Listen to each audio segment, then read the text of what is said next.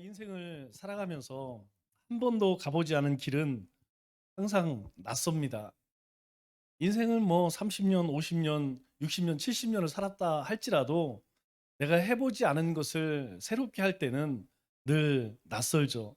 또 한 번도 해보지 않은 일은 과연 내가 할 수 있을까라고 하는 두려움과 불안도 있습니다.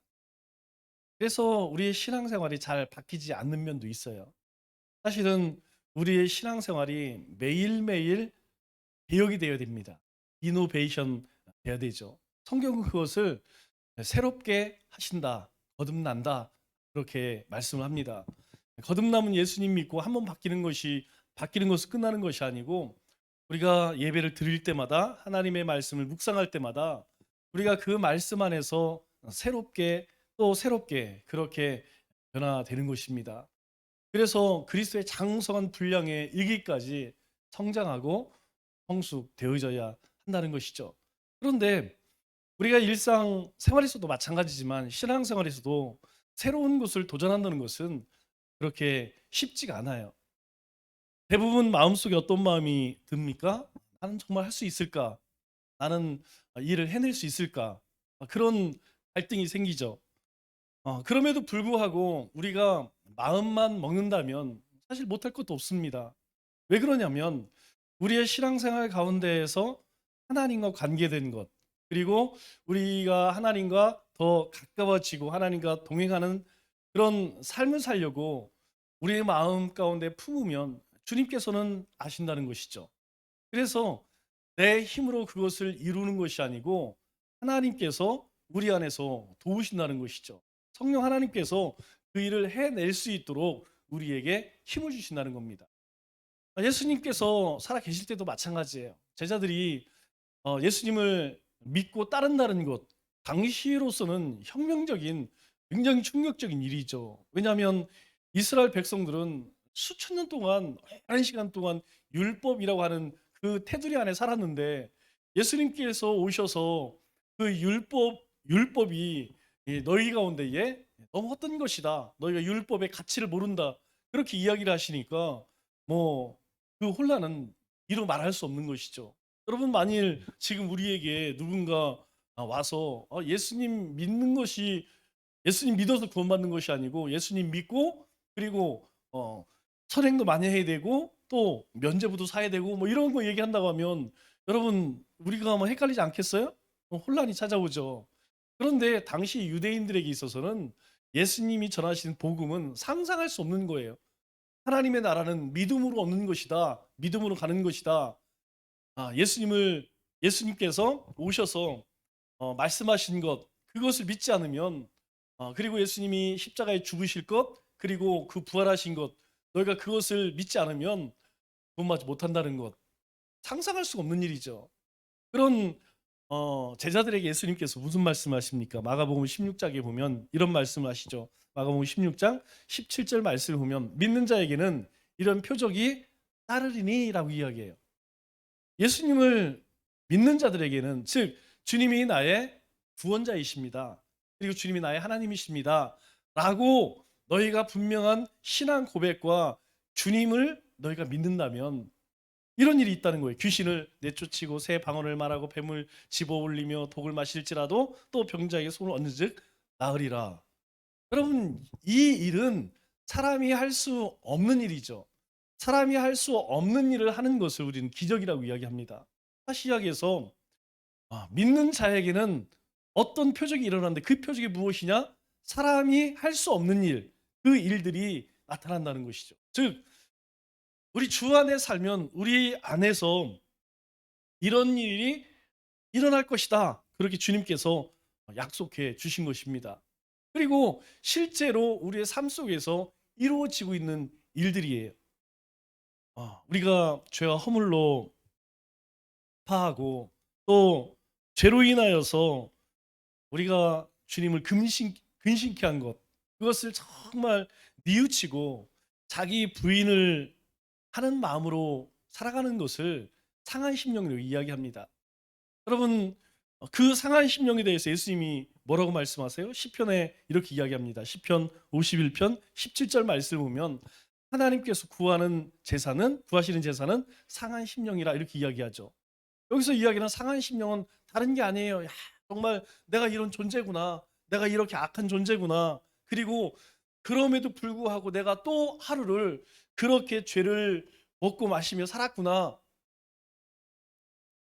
그것을 깨닫는 것이 상한 심령이라는 것이죠. 주님께서 주님 앞에 나와서 제물을 드리고 양을 잡고 염소를 잡고 하나님께서 원하는 제사는 그게 아니라는 거예요. 너희가 아무리 값비싼 그런 제물을 드린다 할지라도 너희가 하나님 앞에 나올 때 그렇게 상한 심령으로 나오지 않는다면 주님은 그 제사를 받지 않으시겠다는 것이죠. 또 이런 말씀도 하시죠. 우리 이사야 42장 3절에는 상한 갈대를 꺾지 아니하시며 이렇게 이야기해요. 그러니까 주님은요 절대로 상한 심령을 꺾지 않는다는 것이죠. 그러나 교만한 심령은 어때요? 반드시 하나님께서 꺾으신다고 말씀하세요. 그러니까 우리가 하나님 앞에 나아갈 때마다 또 세상 가운데에서 우리가 살 때마다 주님, 저는 연약합니다. 저는 부족합니다. 제 힘으로 오늘 하루를 살아갈 수 없습니다. 제 모습을 바라보면 죄를 쫓아가며 살 수밖에 없습니다. 그렇게 하나님 앞에 고백하고 나간다면 하나님께서는 절대 그 심령을 버리시지 않는다는 거예요. 그리고 더 중요한 건 그 삶을 받으신다는 겁니다. 이 예배뿐만 우리가 드리는 이 예배와 기도와 그리고 우리의 삶도 하나님께서 받으시는 것은 바로 그런 상한 심령으로 나올 때 받으신다는 것이죠. 그래서 죄와 허물로 죽기 전 우리의 모습에 대해서 에베소 성도들에게 사도 바울이 뭐라고 이야기합니까? 2절 3절 말씀을 보면 세 가지를 이야기해요. 첫째는 세상 풍속을 따랐다는 것이죠. 세상 사람들이 추구하는 것 뭡니까? 하나님 나라에 가져갈 수 없는 것들. 그거 우리도 이전에 예수님을 만나기 이전 죄와 허물을 죽었을 때에 우리는 그 세상 사람들처럼 살았다는 것이죠. 그리고 두 번째로 이야기하는 것이 무엇입니까? 바로 악한 영, 이 악한 영에 사로잡혀서 살았다는 것이죠. 그래서 저주하고 미워하고 그리고 다투고 싸웠다는 것이죠. 이전에 우리가 죄로 죽었을 때의 우리의 모습을 이야기합니다. 세 번째로는 육체의 욕심을 따라 살았다고 이야기를 하죠. 여러분, 세상 사람들의 가장 큰 특징이 그거예요. 욕심이 끝이 없습니다. 그 욕심은 이루 말할 수가 없어요. 그래서 가장 먼저는 자기가 중요하고 그리고 자기 가족이 중요하죠. 그리고 다른 사람 돌아보지 않아요. 이전에 우리가 제가 어렸을 때만 해도 정말 이웃지간에 그리고 사람들 간에 그렇게 악하지 않았던 것 같아요. 사람들이 항상 하는 얘기가 사람의 도리가 그러면 안 되지. 사람이 그럴 수 없지. 그러면 끝났어요. 그런데 어느 날부터 법을 들고 나와요. 법을. 근데 이제는 법도 필요 없습니다. 이제 감정이 이제 치어오르면 이제 법도 필요 없어요. 그렇게 그냥 삭막한 시대, 살벌한 시대가 되어버렸다는 것이죠. 왜 그렇습니까? 여전히 이 시대에는 죄와 허물로 죽었던 그런 죽은 수많은 사람들이 하나님을 알지 못하고 살아가기 때문이라는 것이죠. 그래서 하나님께서 우리에게 요구하시는 것은요. 많지가 않습니다. 너희가 뭐 봉사를 많이 하고 사역을 많이 하고 사실은 그것은 순위로 따지면 한참 나중 순위예요. 첫 번째 순위가 무엇이냐면 하나님이 우리에게 요구하시는 것은요. 거룩함입니다. 어느 곳에 가든지 너는 하나님의 자녀 그거 드러내라는 것이죠. 내가 교회에서도 가정에서도 삶의 터전에서 세상 나가서도 너는 하나님의 백성인 것. 그래서 달라야 한다는 거예요. 세상 사람들은 세상의 풍습을 쫓고 악한 영에 사로잡히고 육체 욕심을 쫓아 살지만 우리는 그렇지 않다는 것이죠. 그리고 실제로도 그렇게 살아야 한다는 겁니다. 왜? 우리는 하나님께 속한 사람이기 때문에. 그러나 우리 가운데 여전히 죄와 허물로 죽었던 그 예전의 모습이 우리 가운데 있다면 우리는 매일매일 이노베이션 하지 못하는 것이죠. 매일매일 거듭나지 못하는 것입니다. 매일매일 새롭지 못한다는 것이죠. 그게 뭡니까? 예전에 예수님 만난 것 그것을 가지고 지금도 살아가고 있다는 것이죠. 그것을 신앙적 습관이라고 이야기하는 거예요. 습관이 뭡니까? 늘 하던 거 아닙니까? 우리의 신앙이 그렇다는 거예요. 우리가 뭐 말씀 대행진을 하자, 기도 대행진을 하자, 뭐 40일 특별 기도를 하자, 리플 달기를 이거 안 해도 신앙생활 얼마든지 잘할 수 있어요. 그런데 하는 이유가 무엇이냐면 우리의 신앙이 매일매일 말씀 안에서 죽어지고 다시 살아나자는 것이죠. 여러분 그거 뭐 한두 줄 쓴다고 해서 뭐 별것 아니지만 그걸 쓰기 위해서 어떻게 돼요?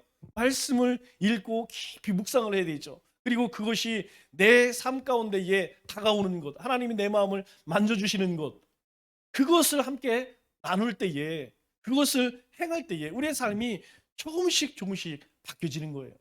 우리 그런 말 있죠? 사람은 고쳤어요, 못 쳤어요? 못 고쳤어요. 우리 세상 말은 그래요. 세상은 사람 고쳐 쓰지 못한다고 이야기합니다. 그러나 그리스도 안에 들어가면 뭐라고 이야기합니까? 새로운 피조물이 되었다는 거예요. 인 것이 아닙니다. 뭐 고쳐졌다는 게 아니에요. 완전히 새롭게 새로운 피조물로 다시 태어났다는 거예요. 이걸 잘 기억해야 됩니다. 고장난 거 고정 쓰는 거 아니에요. 우리가 예전의 모습으로 뭐 하나님께서 이렇게 다시 만져갖고 회복됐다. 이게 아니라니까요.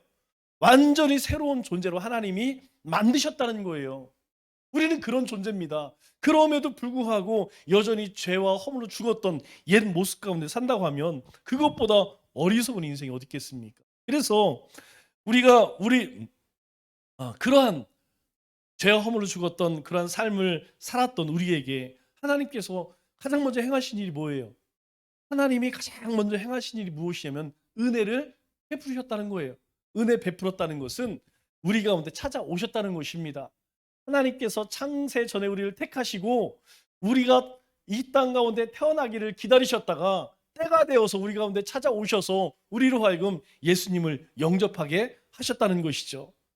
그리고 그러면 은혜를 베푸셨는데 그럼 그 은혜가 구체적으로 무엇이냐?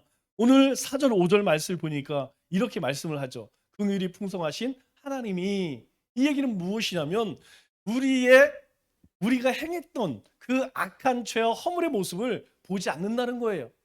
여기서 긍휼이 뭡니까? 불쌍히 여긴다는 것이죠. 우리 길 가다가 정말 거지나 그런 어려운 사람들 보면 어떤 마음이 듭니까? 측은지심이 들잖아요. 불쌍한 마음이 들잖아요. 참 보면 안타깝다, 도와주고 싶다. 주님께서 우리를 보실 때 긍휼이 풍성하신 하나님 우리를 볼 때요 항상 불쌍히 여기신다는 거예요. 그분이 어떻게 하셨어요? 그 큰 사랑을 우리에게 보이셨다는 겁니다. 그 큰 사랑이 뭐예요? 예수님을 보내시는 것. 그래서 5절 말씀을 보니까 뭐라고 이야기해요? 허물로 죽은 우리를 그리스도와 함께 어떻게 하셨어요? 살리셨고 살리셨다 이렇게 이야기해요. 그 살리신 것에 대해서 가로 열고 너희는 은혜로 구원을 받았다. 즉 하나님께서 우리에게 은혜를 베푸셨는데 그 은혜가 무엇이냐면 우리를 살리신 것이다. 그렇게 이야기합니다. 여러분 살렸다라는 말은 굉장히 중요한 의미를 가지고 있어요. 왜냐하면 이 살렸다라고 하는 말과 요한복음 3장 16절에 우리에게 영생을 주셨다라고 하는 말은 같은 어원을 가지고 있다는 거예요. 그러니까 우리가 주 안에서 살았다라는 것은 그냥 살아났을 뿐만 아니라 다시 죽지 않는다는 걸 이야기합니다. 우리의 생명이 영원하다는 걸 이야기해요. 영원히 하나님이 주신 그 생명이 우리가 60년, 70년, 80년 살고 소멸되는 것이 아니고 영원히 하나님 나라에서 존속된다, 지속된다. 그것을 이야기하는 거예요. 우리는 육체는 흙으로 돌아가지만 하나님의 영으로 거듭난 우리의 심령은, 우리의 영혼은 다시 죽지 않는다는 거예요. 그러나 그렇지 않은 자들은 여러분 죽습니까? 안 죽습니까? 죽는다는 거예요. 어디로 갑니까? 예, 지옥에 간다는 것이죠. 그곳에서 영원히 죽지도 못하고 고통을 당하게 된다는 것이죠. 우리가 이 살아난다, 살았다, 살아있다 이것을 어디에서 확인할 수 있냐면 사실 동물이나 식물을 보면 잘 알 수가 있어요. 가정에서 뭐 이 나무를 키운다든가 아니면 애완동물을 키우는 사람은 잘 알 겁니다. 여러분 처음에 태어나면요 정말 손바닥도 안 돼요. 정말 자그마합니다. 그런데 우유를 먹고 그리고 사랑을 베풀면 조금씩 조금씩 커져서 정말 주인을 얼마나 잘 따르는지 몰라요. 뭐 저는 그렇게 뭐 애완견을 키우지는 않아서 잘 모르겠는데 예, 요즘에 여기 청주에 와서 베란다에다가 나무를 많이 키우더라고요, 박 여사가. 나무 키우는 것처럼 저도 좀 키워줬으면 좋겠어요. 나무는 겁나게 이뻐해. 그런데 별것 아닌 것, 뭐 버려진 뭐 그런 조그만 나무 이런 거 제가 심어서 물을 주고 가꾸니까요. 제법 이쁘더라고요. 왜 그렇습니까? 그게 살아나는 거예요. 그 안에 생명이 살아난다는 것입니다. 이것이 바로 하나님께서 우리에게 행하신 일이라는 거예요. 제가 예전에 제주도에 갔을 때에 가끔 하더라고요. 인체 신비전 혹시 보셨어요? 아마 광고는 봤을 겁니다. 여러분 가보면 이렇게 아주 적나라하게 우리 인체가 어떻게 정말 놀랄 노짜입니다. 정말 사람하고 똑같아요. 뭐 이것은 뭐 너무 그냥 좀 보기가 그래서 그래도 고상한 사진을 제가 올렸는데 실제로 가서 보면요. 정말 우리의 인체가 정말 고깃덩어리구나. 아무것도 아니구나. 첫 번째 느끼는 거예요. 야, 사람이라는 게 이게 다른 동물과 짐승과 다를 바가 없구나. 아마 예전에 뭐 개를 잡아보거나 아니면 또뭐 소를 잡거나 돼지를 잡아본 아마 이 가운데 있을 거예요. 저도 예전에 제가 직접 잡지는 않았지만 많이 보았습니다.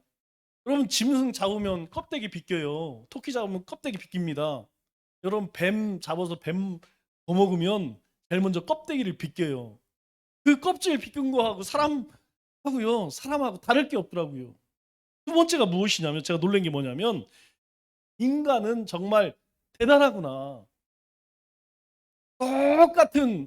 똑같은 다른 짐승들과 뭐 그냥 모습만 보면 다를 게 없죠. 그런데 이 사람 안에서 생명이 만들어지고 그 생명이 자라나서 또 다른 생명을 어 이것이요.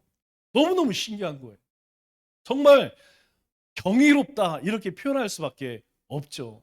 여러분 가끔 한 번씩 이런 행사를 해요.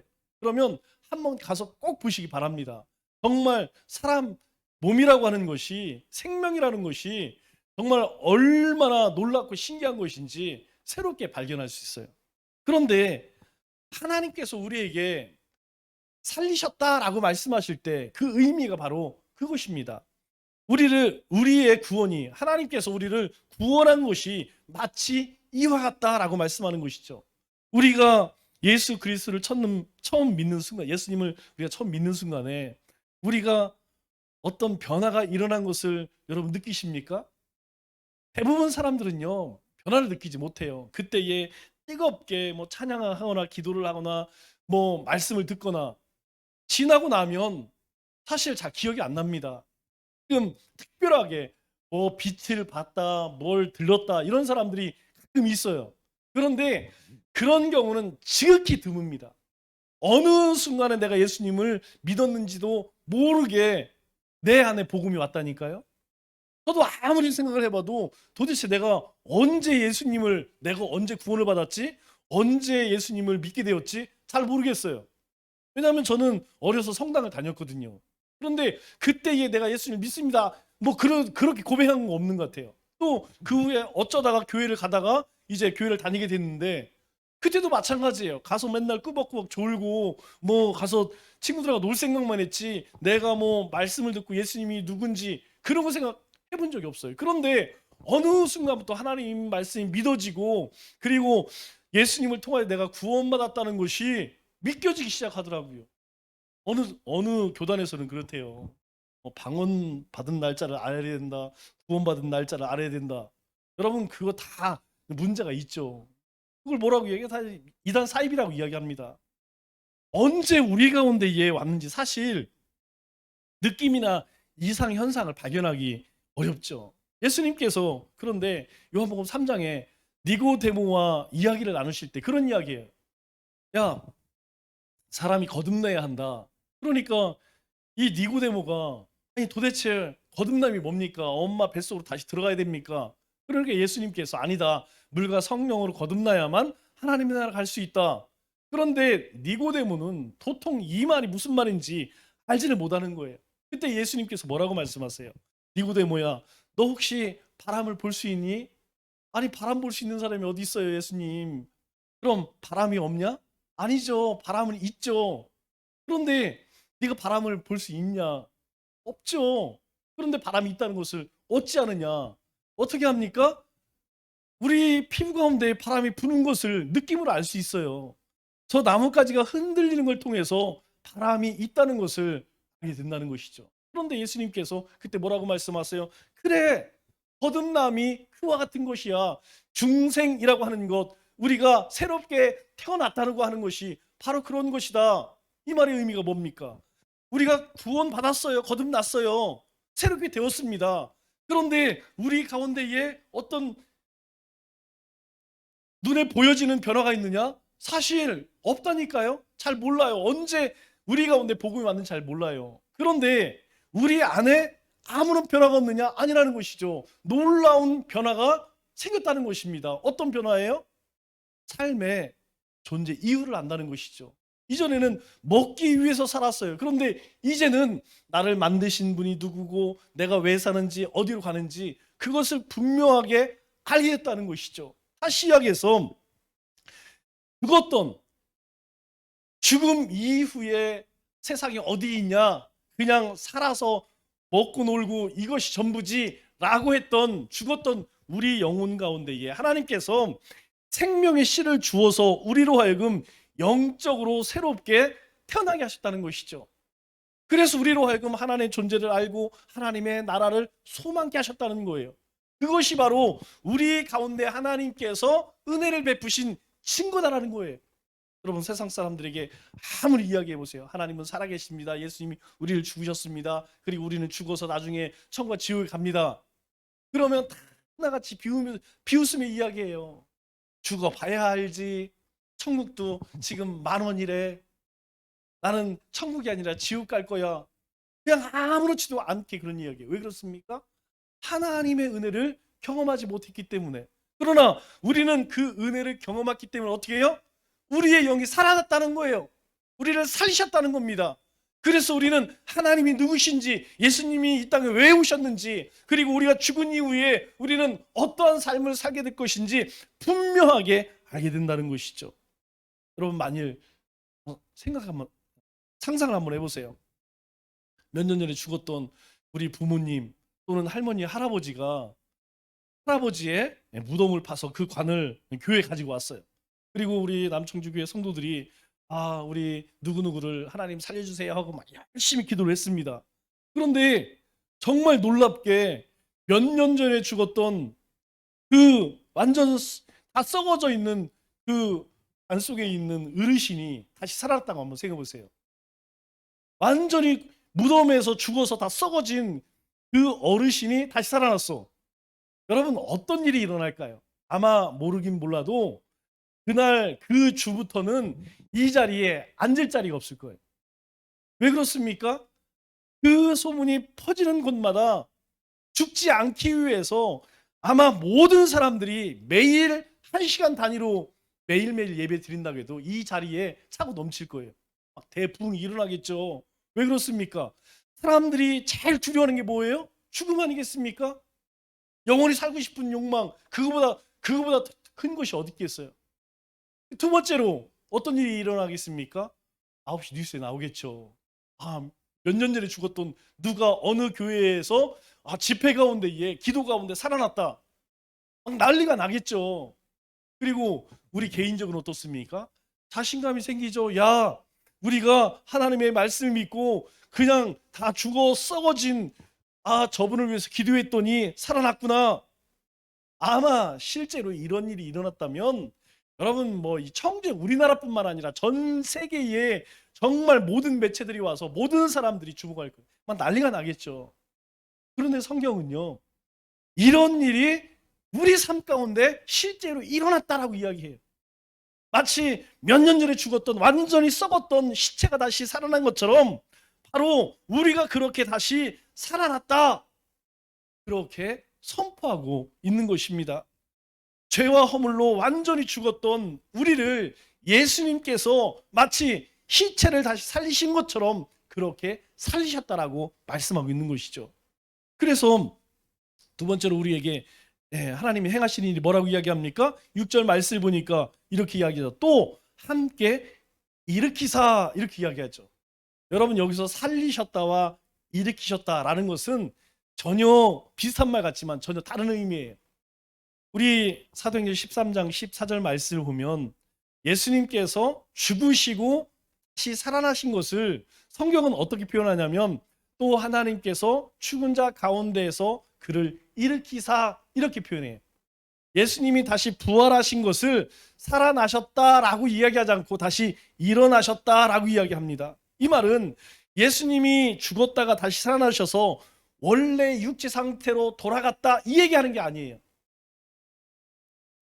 예수님께서 십자가에서 달려 돌아가시기 이전에 양손에 못자국이 있고 옆구리에 창자국이 있고 살아생전에 그 모습으로 다시 살아났다, 그 얘기하는 것이 아닙니다. 왜냐하면 예수님께서 십자가를 지시기 전의 모습과 예수님이 죽으신 이후에 부활하신 모습은 똑같은 예수님이지만 전혀 다른 분이라는 거예요. 예수님이 십자가에 지시기 전에는 어떤 모습이었습니까? 우리처럼 연약한 모습이었어요. 눈물을 보이셨습니다. 고통스러워 하셨어요. 그리고 약하고 썩어지고 늙어질, 우리와 동일 다를 게 없는 그런 육신이었어요. 그런데 예수님께서 십자가에서 죽으시고 부활하신 그 육신은 전혀 다른 거예요. 고통을 느끼지 않습니다. 영원히 죽지 않고 병들지 않고 늙지 않는 온전한 완전한 육신으로 다시 살아나셨다는 거예요. 그래서 하나님께서 예수님이 죽음에서 다시 살아나실 때 뭐라고 이야기해요? 우리, 여러분과 저 함께 일으키셨다, 이렇게 이야기해요. 그래서 오늘 6절에 뭐라고 이야기하냐면, 일으키셨는데 누구와 일으키었냐? 함께 일으키셨다, 이렇게 이야기한다는 것이죠. 여러분, 우리의 모습도 똑같아요. 우리도 예수님을 믿기 전이나 여러분 겉으로 외모로 달라진 게 있습니까? 똑같다니까요. 그냥 겉모습으로 보면 이 사람이 예수님을 믿는 사람인지 아니면 뭐 믿지 않는 사람인지, 이 사람의 직분이 있는 사람인지 없는 사람인지 전혀 알 수가 없어요. 그런데 우리가 예수님을 영접하는 순간 우리의 모습은 전혀 바뀐 것이 없지만 우리의 심령은, 우리의 본체는 완전히 새로운 그런 피조물이 되었다는 거예요. 이전에 예수님을 알기 전에 그런 존재가 아니라는 것입니다. 완전히 다른 존재가 되었다는 거예요. 그래서 뭐라고 말씀하시냐면, 또 함께 일으키사, 이렇게 말씀하고 있는 것이죠. 예수님과 함께 우리가 일으키심을 받았다는 거예요. 왜? 예수님께서 먼저 죄와 사망의 권세를 이기신 것처럼 부활의 첫 열매가 되셔서 예수님을 영접하는 자에게도 동일하게 그 부활의 능력을 주셨다는 것이죠. 그 부활의 능력이 무엇입니까? 새 생명의 능력이라는 것이에요. 우리가 새로운 생명을 얻었다는 것입니다. 그리고 더 중요한 것은 이제 더 이상 죄와 사망의 종이 아니라는 것이죠.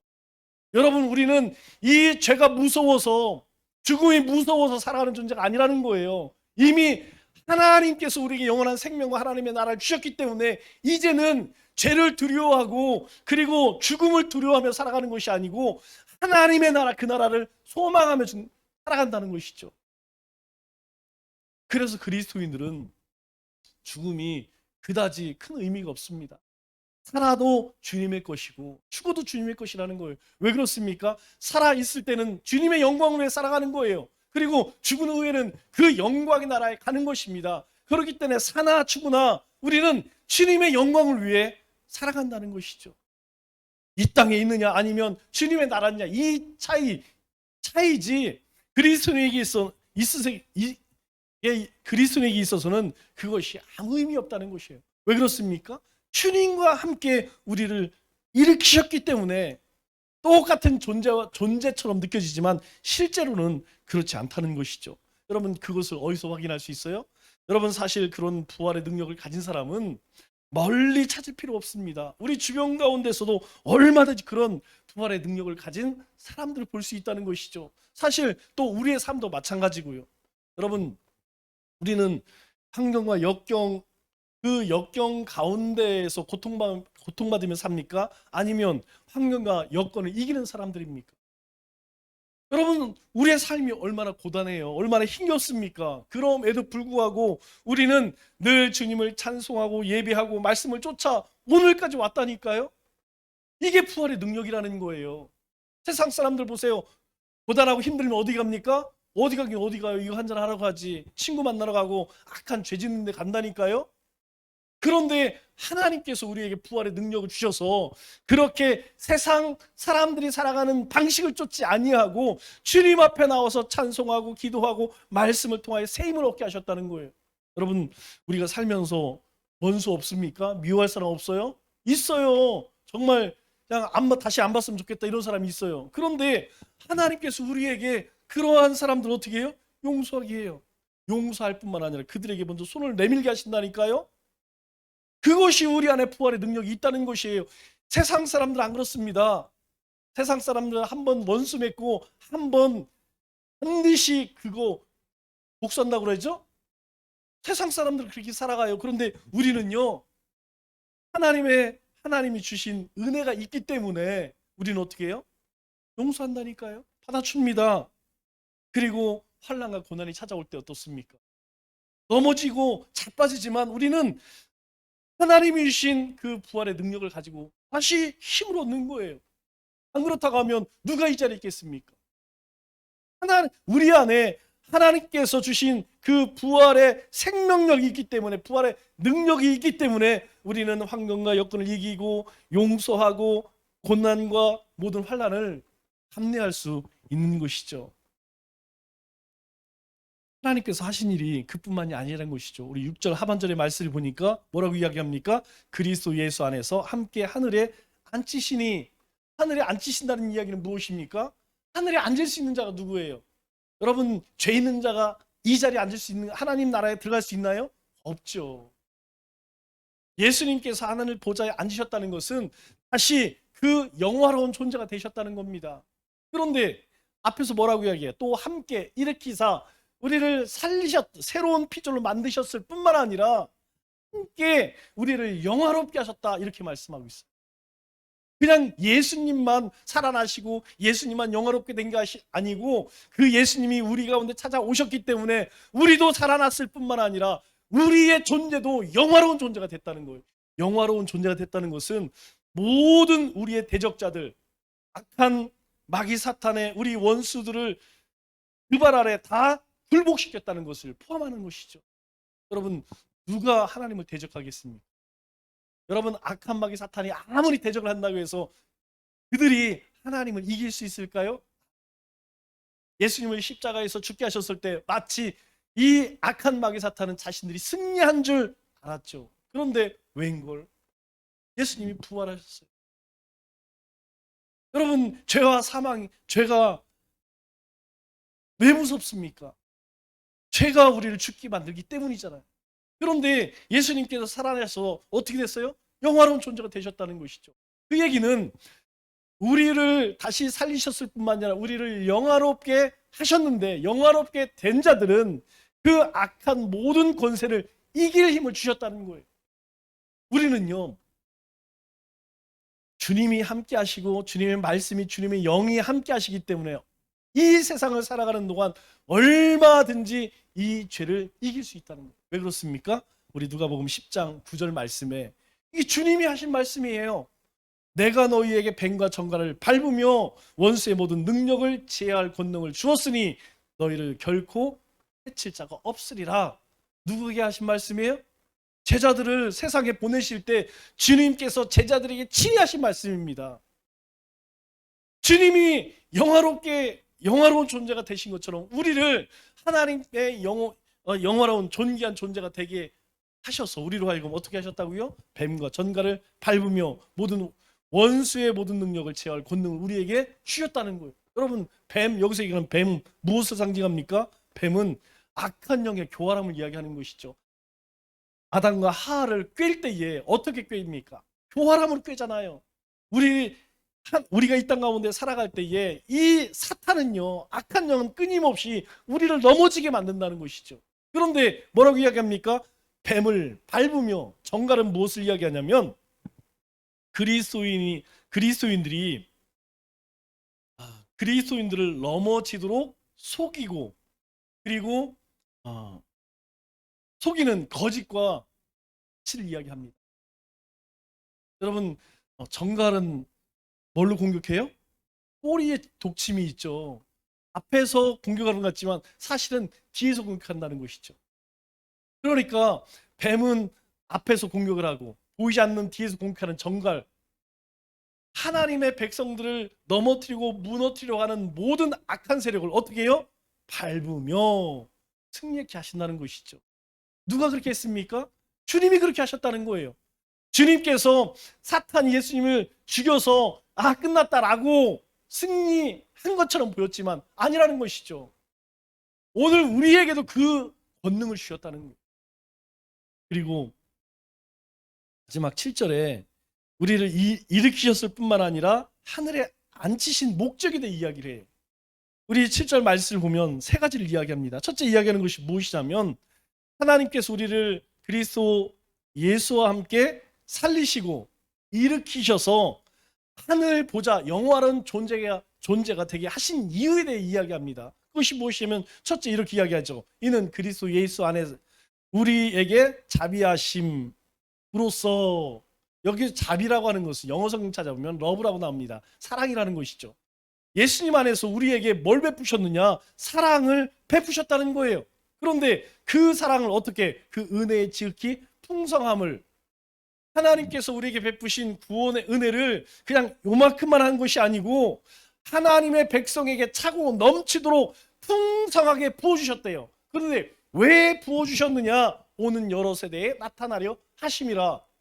이 말은 1차적으로는 우리 한 사람 한 사람을 구원하시기 위함이라는 것이죠. 그 우리를 구원하신 것처럼 또 우리의 후손, 그 후손을 하나님께서 어떻게 해요? 구원하시겠다는 것이죠. 언제까지? 하나님의 나라가 이 땅 가운데 이르기까지, 하나님의 나라가 이 땅에 임하는 그날까지 하나님께서 택하신 백성들을 계속해서 사랑을 베푸시고 은혜를 베풀어 주셔서 구원하시겠다는 거예요. 하나님의 백성들이 다 주님께 돌아오는 그날까지 하나님의 사랑은 결코 멈추지 않는다는 것이죠. 오늘 우리도 마찬가지라는 거예요. 오늘 우리가 이 땅 가운데 살아가는 것은 그 은혜로, 그 은혜의, 그 사랑의 풍성함 가운데 우리가 살아가고 있다는 것이죠. 여러분, 오늘 우리가 주님을 찬송하고 예배하는 것 같지만, 내가 하는 것 같지만 아니라는 것이에요. 오늘 우리가 주님을 찬송하고 예배할 수 있었던 것은 우리가 그리스도 예수 안에서, 예수 안에 있기 때문에 하나님의 사랑을 경험하고, 그 하나님의 사랑이 그저 살아갈 정도가 아니라 차고 넘칠 정도로 풍성히 주셔서 오늘 우리가 살아가고 있다는 것이죠. 그것이 언제까지? 주님의 나라 이 땅에 임하는 그날까지 우리 후손, 그 후손에게 계속해서 보이시겠다, 베푸시겠다, 이렇게 말씀하는 것이죠. 그 하나님의 사랑과 은혜가 무엇입니까? 한 백성을 자녀 삼으시는 것이죠. 하나님의 구원하심은 하나님의 나라가 이 땅 가운데 임하는 그날까지 결코 멈추지 않는다는 거예요. 여러분, 우리가 왜 복음 들고 세상 속으로 들어가야 할까요? 왜 우리의 신앙이 성장하고 성숙해야 할까요? 바로 이것 때문이라는 거예요. 하나님의 구원하심은 멈춤이 없다는 거예요. 하나님께서는 그 일을, 하나님께서 사랑을 베푸시고 은혜를 베푸신 우리를 통해 이루기를 원하신다는 것이죠. 여러분, 하나님께서 짠 하고 나타나셔서 한 번에 심판 싹 해버리면 가장 쉽고 빨라요. 그런데 하나님은 그렇게 일하지 않습니다. 하나님이 택한 모든 영혼들이 주님께 돌아오는 그날까지 하나님을 경험을 사랑한, 하나님의 은혜를 덧입은 우리를 통해서 하나님의 일을 행하신다는 거예요. 이게 중요하다는 거예요. 왜 우리가 믿음으로 살아야 할까요? 왜 우리가 하나님의 말씀을 붙들고 살아야 할까요? 하나님께서 바로 그러한 자들을 통하여서 하나님의 일을 행하시기 때문이에요. 말씀을 맺겠습니다. 여러분, 날마다 이 믿음의 감격 가운데 사시기 바랍니다. 형식적인 죽은 믿음이 아니라 살아 역사하는 하나님과 함께 동행하는 삶을 사시기 바랍니다. 하나님께서 우리를 통해 하나님의 은혜와 사랑을 나타내시기를 원하십니다. 우리가 이제 내일부터 설 명절이 시작되죠. 그러면 새로운 우리 이웃들도 만날 것이고 또 가족도 만날 거예요. 예전처럼 그렇게 다 모이지는 못하겠지만 우리가 온 가족들과 하나님의 은혜와 사랑을 나누는 것이 중요해요. 또 우리가 만나는 모든 사람들에게 우리에게 주신 그 복음의 능력, 부활의 능력, 생명의 능력, 그것을 담대히 증거하는 우리 믿음의 권속들 다 되시기를 주님의 이름으로 축원합니다.